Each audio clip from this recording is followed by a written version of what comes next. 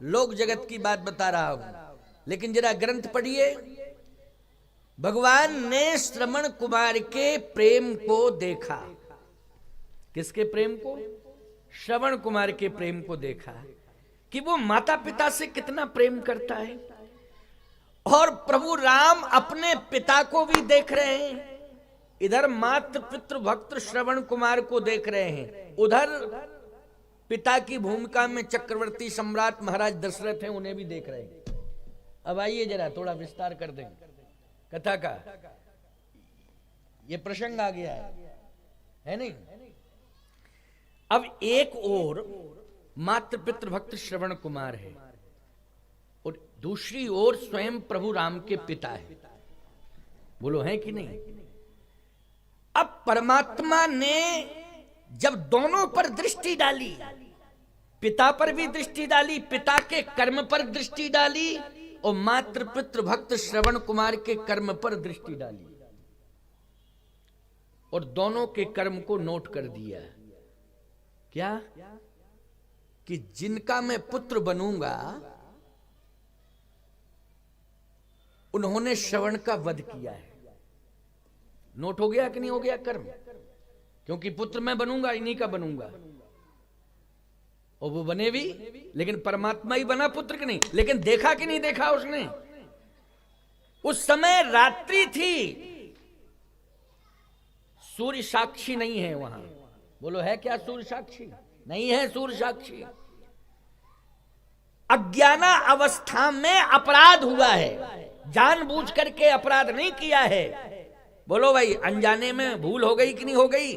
भूल बस अपराध हो रहा है कि मातृ पितृ भक्त श्रवण कुमार के महाराज श्री दशरथ ने बाण दे दिया और वो बाण जैसे ही बक्ष में लगता है, हृदय में लगता है, तो बेहोश होकर के गिर जाता है श्रवण कुमार। थोड़ी देर बाद उसकी मृत्यु हो जाती है। ये कर्म नोट हो गया महाराज श्री दशरथ का। और उधर मरा कौन है? कहे श्रवण कुमार। ये कर क्या रहा था, क्या करने आया था? बोले प्यासे माँ बाप के लिए जल लेने आया था। ये कर्म देखिए, महाराज श्री दशरथ क्या करने आए थे? शिकार खेलने आए थे। लोग क्या करने के लिए आए थे? शिकार करने आए थे वो। और श्रवण कुमार क्या करने आया था? प्यासे माँ बाप के लिए जल लेने के लिए आया था। कर्म अलग अलग हो रहा है कि नहीं दोनों का? वो शिकार करने आए थे महाराज दशरथ, और श्रवण कुमार प्यासे माँ बाप को जल लेने के लिए आया था। कितना डिफरेंस है कर्म में। और परमात्मा दोनों के कर्म को लिख रहा है कि नहीं? अब आप सुनिए और आगे बड़ी प्यारी बात है आगे। श्रवण कुमार के बाण लगता है और वो बेहोश हो जाता है।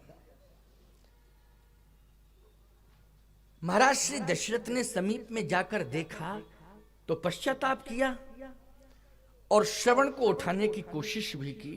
थोड़ा होश आया श्रवण कुमार को तो प्यारे महाराज श्री दशरथ रोते हुए क्षमा मांग रहे हैं, लेकिन श्रवण कुमार क्रोध में नहीं आ रहा है। क्रोध नहीं है। देखिए प्राण निकलने जा रहे हैं, लेकिन बाण देने वाले के प्रति भी प्रेम है। नहीं तो श्राप श्रवण कुमार दे देता, बाद में श्रवण के माँ बाप देते, अलग बात है। पहले श्राप किसको देनी चाहिए थी? श्रवण कुमार को देनी चाहिए थी। तपस्वी था, बोलो श्राप दे सकता था कि नहीं? लेकिन श्रवण कुमार कितना संस्कारी, प्रेम से भरा हुआ श्रवण का हृदय, प्रेम का खजाना है श्रवण कुमार के हृदय में। तो दशरथ जी क्षमा मांग रहे हैं तो श्रवण कुमार प्रेम से कहते हैं कि थोड़ा सा इतना कार्य कर दो, मेरी विनम्र प्रार्थना है कि मेरे माँ बाप प्यासे हैं, उनको जल पिला दो। बस बस। ये जन्म और मरण तो सदा होता रहता है। कहीं किसी का जन्म हुआ तो कहीं किसी का मरण हुआ। क्यों भाई? ये जन्म मरण का क्रम चलता रहता है। अय महाभाग, ज्यादा विलंब मत करो, मेरी ओर मत देखो, मेरी मत सुनो, केवल मेरा निवेदन सुनो। मेरे माता पिता प्यासे हैं, उनको पानी पिला दो। बोलो भाई, ये इस भाषा में क्रोध है कि प्रेम है? प्रेम है। और इधर ये भी प्रेम परमात्मा देख रहा है कि मरने जा रहा है, लेकिन माता पिता के चरणों में कितना समर्पण है, उनके प्रति कितना प्रेम है? नहीं तो आजकल का कोई होता लड़का तो कहता, अरे प्यासे हैं तो बने रहे प्यासे, उन्हीं के कारण तो मर रहे हैं। ना जिद करते, ना भेजते पानी के लिए, तो आज ये दशा नहीं होती। आए बांस आए, पता नहीं क्या बकता। क्यों भाई, बकता कि नहीं बकता? हाँ, वाणी का संतुलन बहुत जल्दी खो जाता है। श्रवण कुमार की तो बहुत पुरानी बात है, ऐतिहासिक बात है, प्यारे पौराणिक आख्यान है वो। लेकिन आजकल वर्तमान में हम देखते हैं, किसी बच्चे से कहो कि ये सामान ले आओ बेटा, या पानी ही ले आओ, चलो भाई पानी ले आओ, और जरा सा रास्ते में कहीं कोई कांटा चुभ गया तो पानी आनी तो नहीं लाता है, परंतु उसकी वाणी का प्रवाह देखो कैसा चलता है। बोलो, हम जानते थे कि हमारी दुर्दशा करानी थी, तभी तो पानी मांगा, प्यासे आसे थोड़ी थे। हम उनके स्वभाव को जानते हैं, आदत को, लेकिन अब कभी चक्कर में नहीं पड़ेंगे। क्यों भाई? एक दो चार बूंद रक्त निकल गया तो तुमने क्रोध का समुद्र पैदा कर दिया वहां। बोलो भाई, ऐसा क्रोध का समुद्र बना दिया वहां कि उसमें विष वमन हो रहा है। इसलिए मैं कहता हूं, वाणी एक अमोल है, जो कोई बोले जान। वाणी की कीमत समझो, इसको व्यर्थ में मत गमाओ। वाणी से जो शब्द निकलता है वो ब्रह्म होता है। अगर तुमने उसका दुरुपयोग किया तो वो शब्द ही तुम्हें श्राप दे देगा, तुम्हारा व्यक्तित्व तो नष्ट हो जाएगा। इसलिए वाणी को संभाल के बोलना चाहिए। माताओं से भी मेरी प्रार्थना है, निवेदन है कि तुम्हारी वाणी का बहुत बड़ा प्रभाव है। तुम साक्षात सरस्वती हो, सरस्वती हो तुम। सरस्वती क्या कहना, जिसके मुख पर सरस्वती आ जाती है उसके शब्द कैसे निकलते? तुम तो सरस्वती ही हो, हैं? क्यों भाई, हो कि नहीं? डायरेक्ट सरस्वती हो। इतनी बड़ी विशेषताओं को लिए तुम बैठी हो, घर में बैठी हो, समाज में हो, लेकिन जब बोलती हो तब सुन ताड़का क्रोध करता ही। बड़ी स्थिति विचित्र हो जाती है। कैसा लगता है कि देखो तो इनका कैसा व्यक्तित्व, कितना दिव्य सम्मान है, तुम्हारे द्वारा जो है समाज सम्मानित हो रहा है। और इस तरह की भाषा बोल करके कैसा विरूपीकरण अपने व्यक्तित्व में ला रही हो। चेहरा भी कैसा बदल जाता है? जब क्रोध में कोई बात कहता है तो चेहरा कैसा हो जाता है? कैसा हो जाता है? वैसे अब तुम ही लोग समझो जैसा हो जाता हो। तो कहने का मतलब मेरा यह है कि शब्द संभाल के बोलना चाहिए। श्रवण कुमार ने इतने प्रेम से शब्द, प्राण निकलने जा रहे हैं, श्वासाएं, अंतिम श्वासाएं चल रही हैं, लेकिन कहता है, ऐ महाभाग, मेरे माता पिता प्यासे हैं, उनको पानी पिला दो। और विलंब करने की आवश्यकता नहीं है। ये तो जन्म मृत्यु का योग संयोग बना रहता है। मेरा मृत्यु योग था, इसी भूमि पर था, उसमें तुम्हारी कोई गलती नहीं है, ऐसा मत सोचो। ये मृत्यु योग था, इसी भूमि पर था, इसी समय था, इसलिए मैं मर रहा हूं। काहू न को सुख दुख कर दाता,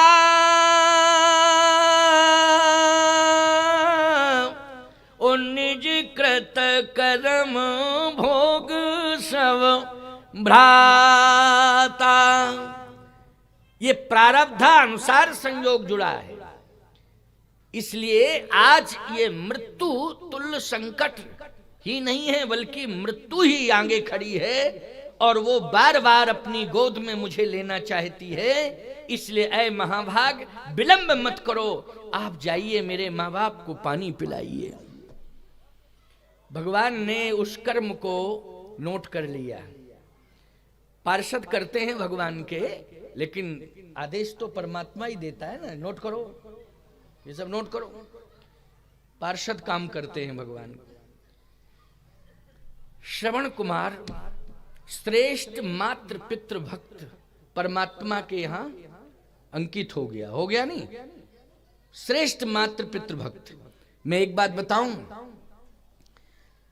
जब लोग कहते हैं कि बेटा कैसा होना चाहिए, तो राम जी का जब उदाहरण देते हैं तो कहते हैं श्री राम जैसा चरित्रवान होना चाहिए। क्यों भाई?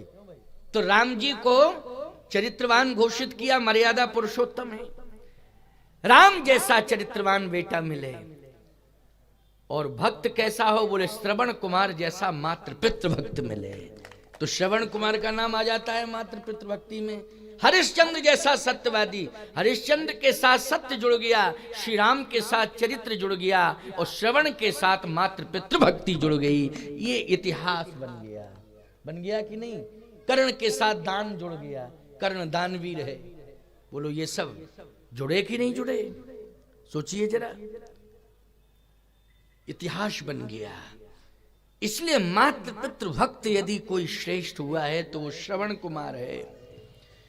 अब आप विचार करें, जब महाराज श्री दशरथ श्रवण के माँ बाप के पास पहुंचे तो उन्होंने जल नहीं पिया, समझ गए तो क्रोध आ गया। क्या आ गया? क्रोध आ गया। और क्रोध में श्राप दे दिया कि जिस तरह से पुत्र के वियोग में तड़प तड़प करके हम दोनों पति पत्नी प्राण परित्याग कर रहे हैं, हे दशरथ, वैसे ही तुम भी पुत्र के वियोग में तड़प तड़प करके प्राण परित्याग करोगे। इतना कह करके दोनों ने प्राणांत कर दिया। अब कर्म दोनों का लिख गया कि नहीं? महाराज श्री दशरथ का और श्रवण कुमार का प्रेम पर चर्चा चल रही है। महाराज श्री दशरथ को परमात्मा पुत्र के रूप में मिला।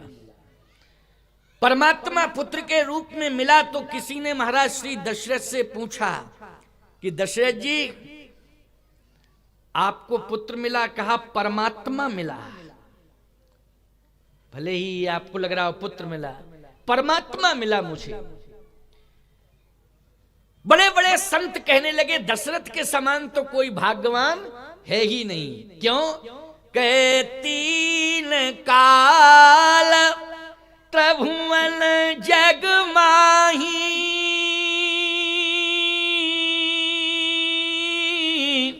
ओ भूरि भाग दशरथ सम नाही।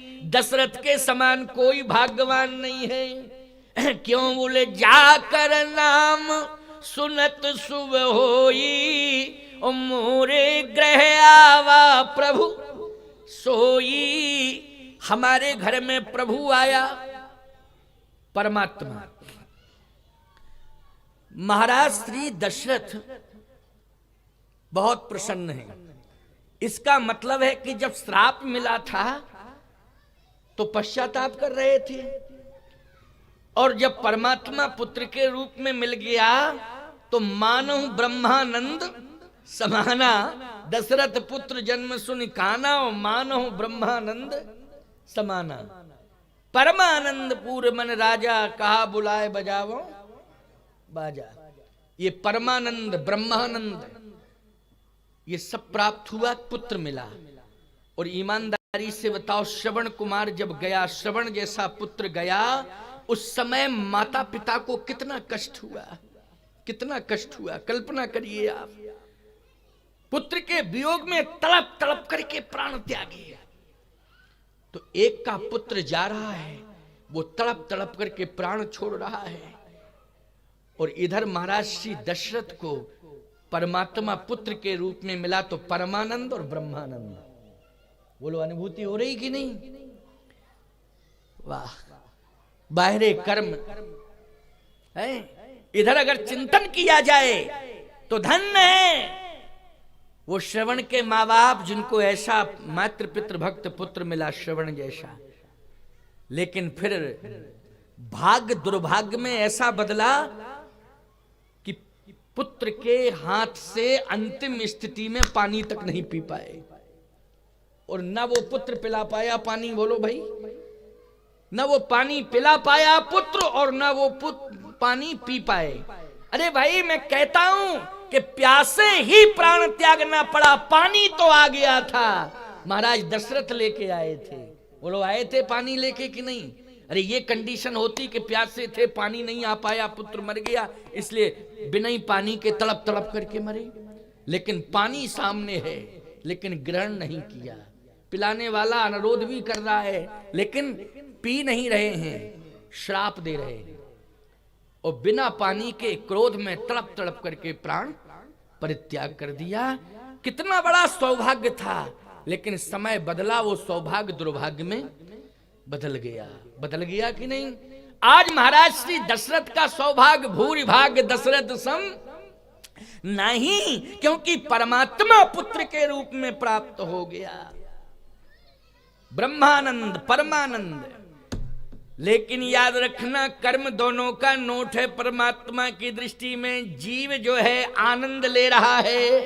बोलो जीव क्या कर रहा है? आनंद ले रहा है, लेकिन परमात्मा जीव के कर्मों का लेखा जोखा कर रहा है। और एक ऐसी कंडीशन आई कि दशरथ जी का एक वो बयान, जब राम जी का जन्म हुआ कि मोरे ग्रह आवा प्रभु सोई, एक ये बयान। और दशरथ जी महाराज का दूसरा बयान क्या है? जब प्राण निकलने लगे, इसके पहले महाराज श्री दशरथ का बयान क्या है?